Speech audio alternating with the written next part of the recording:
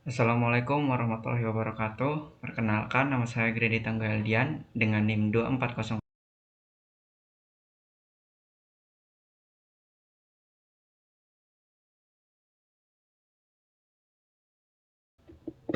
Assalamualaikum warahmatullahi wabarakatuh. Perkenalkan, nama saya Grady Tanggaldian dengan NIM 24000160002. Dalam kesempatan kali ini, saya akan mempresentasikan hasil dari tugas individu mata kuliah AIK Dakwah Digital dengan judul Klik Share Berpahala, Menjadi Dai Digital di Ujung Jari.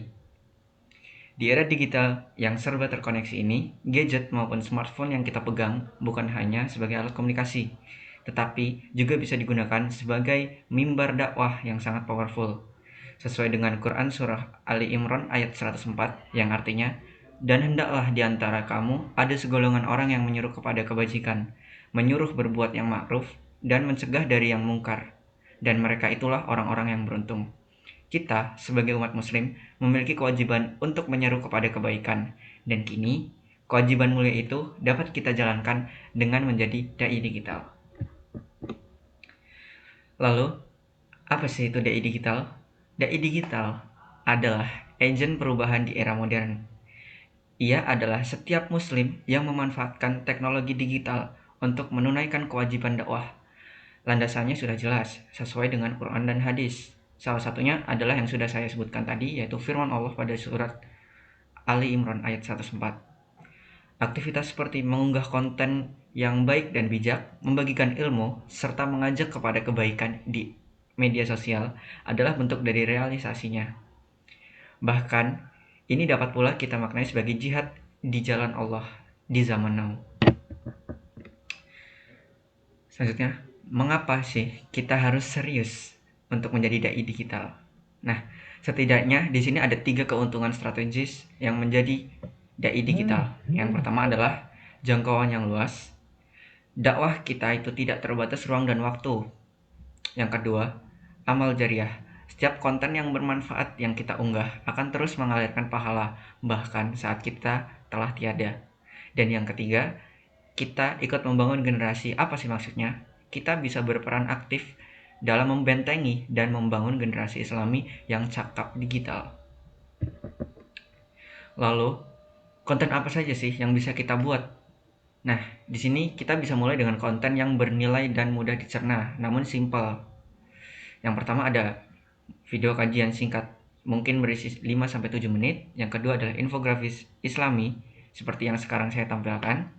Yang ketiga, podcast dakwah, bisa 10-15 menit, kalau memang ingin cepat-cepat. Atau kita bisa share tips-tips hidup ala Islami sehari-hari yang aplikatif. Kuncinya dalam memilih format yang sesuai adalah kita mencocokkan minat dan kemampuan kita juga. Selanjutnya, dalam berdakwah digital, etika dan bahasa memegang peranan yang krusial. Dalam berdakwah ini, apalagi di media digital ini, kita hendaknya menggunakan bahasa yang pertama, sederhana dan mudah dipahami semua kalangan. Yang kedua, santun dan menarik, bukan bermaksud menggurui. Dan yang ketiga, bersifat mengajak kepada kebaikan, bukannya malah menghakimi. Tujuannya sudah jelas, menciptakan komunikasi yang efektif dan juga komunikasi yang bisa langsung sampai ke hati. Ada 3 kunci sukses yang harus menjadi pondasi seorang yang akan menjadi dai digital. Yang pertama adalah ikhlas karena Allah. Niatkan semata-mata untuk mencari ridho dari Allah Subhanahu wa taala, bukan popularitas. Yang kedua, relevan. Buatlah konten yang kekinian dan kontekstual dengan masalah umat saat ini. Yang ketiga, positif. Apa maksudnya dari positif? Yaitu kita harus menghindari penyebaran hoak, konten sara, dan segala hal yang memicu perpecahan.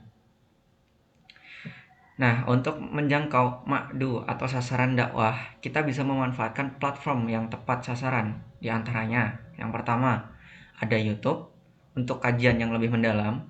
Yang kedua, Instagram untuk infografis dan real video. Yang ketiga, TikTok untuk konten visual singkat dan kreatif. Dan yang keempat, platform podcast untuk audio dakwah. Nah, di sini kita harus memahami karakter audiens di setiap platform juga, agar konten kita juga lebih efektif tercapainya. Nah, sebagai rangkuman dan tips praktis, menurut saya ada 4 hal yang harus kita pegang dalam menjadi dai digital ini. Yang pertama, ikhlas karena Allah sebagai landasan dari niat kita. Yang kedua, hindari konten yang negatif untuk menjaga kemaslahatan. Ketiga, pahami audiens kita agar pesan kita dapat efektif tersampaikan. Dan yang keempat, kita harus konsisten dan juga banyak-banyak bersabar karena dakwah digital adalah investasi jangka panjang. Dengan demikian, aktivitas sederhana seperti klik dan share ini kita bisa transformasikan menjadi sebuah gerakan yang berpahala. Mulai dari sekarang, dari konten yang sederhana, dari ujung jari kita. Demikian presentasi dari saya, semoga dapat menginspirasi kita semua untuk menjadi dai-dai digital yang ikhlas, cakap, dan bermanfaat di masa depan maupun di waktu yang akan datang. Kurang lebihnya mohon maaf. Billahi taufiq wal hidayah. Wassalamualaikum warahmatullahi wabarakatuh.